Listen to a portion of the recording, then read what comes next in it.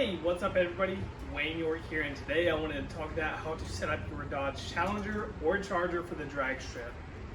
This is going to be for all the trim models for you guys from the 5.7, 6.4, and the Hellcats. So let's get into it. Alright, so the very first thing we're going to touch on is going to be your rear tire setup. This is going to be by far the most important thing whenever you're going to the track. It doesn't matter what platform you're on, the 5.7, 6.4, or Hellcat. These cars all make too much torque for the little 245 or 275s that they come on from the factory. So the very first thing you're going to want to do, I would recommend dropping down to at least a 17-inch wheel. No matter what platform you're on, the largest rear brakes you're going to have are going to be the 4-piston Brembos. All three platforms will clear a 17-inch wheel in the back. Most people run a 17 by 10. If you're on a wide body, you could probably do a 17 by 11 wheel. And then if you're on a automatic transmission car, I would recommend running a drag radial. If you're on a manual transmission car, I would recommend running a bias ply slick. I have both here just because the radial is what I daily drive on. These will last slightly longer, and this isn't a super aggressive tire. This is a Mickey Thompson Easy Street SS, which is still a pretty aggressive tire, but this car just makes so much horsepower I can't really run anything less than this and expect to hook up at all. For the track, I swap over to beadlock wheels and bias ply slicks. But for most of you, 17-inch wheel and a decent drag tire, I'd recommend the Mickey Thompson ET Street R. For most people, they make that in both radial and bias ply form, and that's a really good tire that is proven with this platform. So that's most people's go-to. Definitely the #1 factor on if you're going to hook up from the line or not. Alright, so after you get your rear tires situated and get something hooked up back there, not 100% necessary for a brand new person headed to the drag strip, but it is highly recommended. I would also recommend dropping down on the front tire size and wheel size. If you have the 4-piston Brembos up front, from the factory you can drop down to a 17-inch wheel. Right here I am running a 17-inch wheel by 5 inches wide with a 28 by 6 Mickey Thompson Sportsman SR tire. This is a pretty heavy radial tire that I do drive on the street as well, just to help save weight.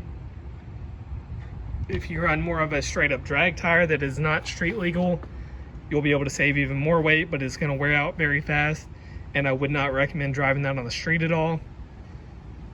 If you're on a 6-piston front brake, then the smallest wheel you'll be able to run is an 18-inch diameter. In 2020, Mopar swapped to a slightly larger caliper. So if you're a 2020 plus with 6-piston Brembos up front, the smallest front wheel you'll be able to run is a 20-inch wheel. Alright guys, so finishing up on the subject of wheels and tires, for tire pressure on the rear, if you're running a radial tire, you're gonna probably want to be somewhere in the range of about 17 to 22 psi, and if you're on a bias ply slick, you're gonna be probably somewhere in the 11 to 15 psi range.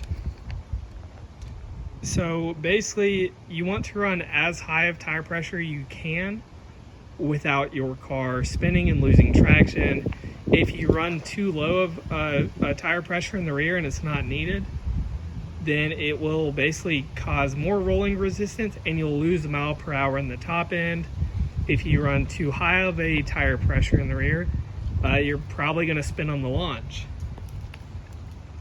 Now on the front tire, you're going to want to run as high as you can, pretty much the upper limit of whatever your recommended tire pressure is. So probably somewhere in the 45 to 50 or even 55 range. The higher tire pressure you can run at the track, the less rolling resistance, and typically the faster your car will go. Once you're done at the strip, you're going to want to lower it back to whatever the recommended pressure is for normal street everyday driving. Alright, so the next thing we're going to do before going to the track will be anything you can do for free weight reduction.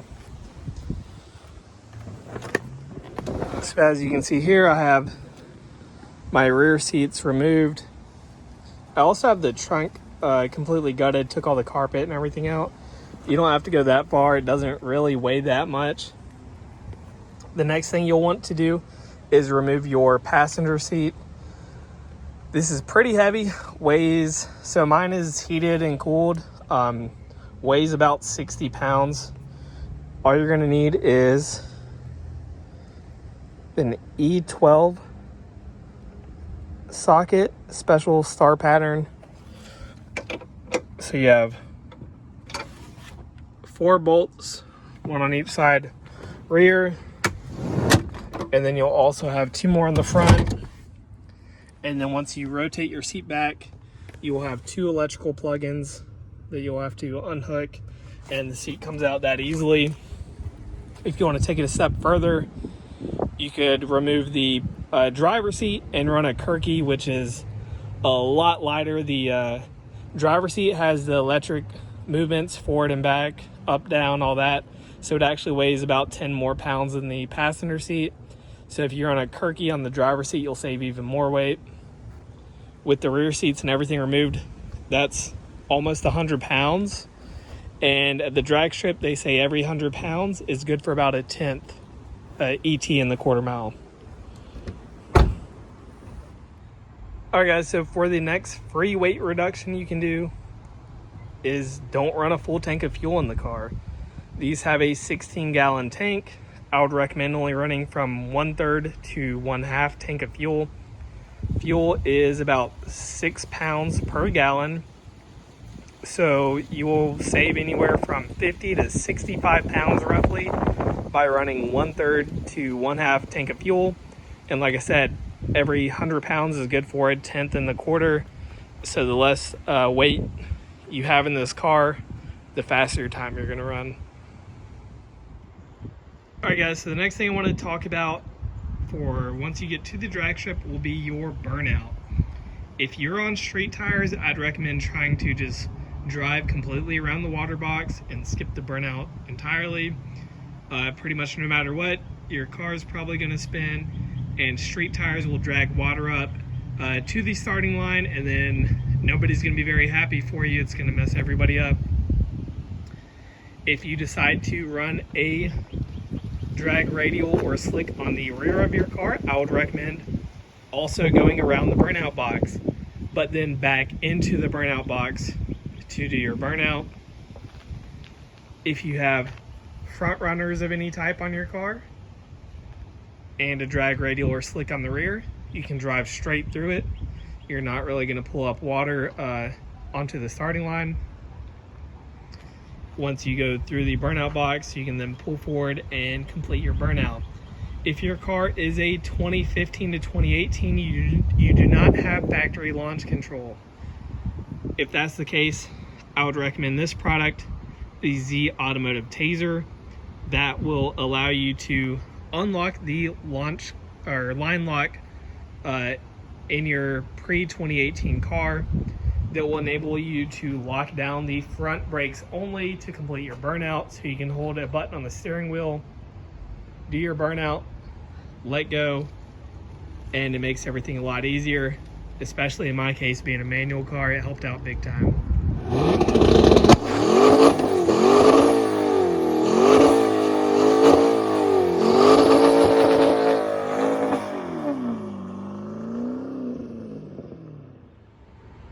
Alright guys, so the last thing I want to talk about is safety. So whenever you show up to the track, if you're on anything faster than a 14-second quarter mile, they're going to require you to wear a helmet. So 13.99 or below, you're going to have a helmet. Some of the tracks do have helmet rentals, but I wouldn't count on it, and I would try to show up prepared and make sure you have something to wear. Other than that, as far as I know, almost all the tracks are going to require you to wear long pants, so jeans at least, at minimum. And then another thing that isn't always required depending on how fast your car is, but I would also recommend getting at least a long sleeve shirt or a fireproof race jacket. You can pick them up pretty cheap. They're on even Amazon for $80 to $100, so it's worth looking into. You can never be too safe. And after that, honestly, you're ready to go. Just at the end of the day, remember you're there to have fun. If it's your first time, then just don't take it too serious and try to have fun and enjoy it. Hope you guys got something out of this video. Thanks for watching. Make sure to like and subscribe. B5Beast 422.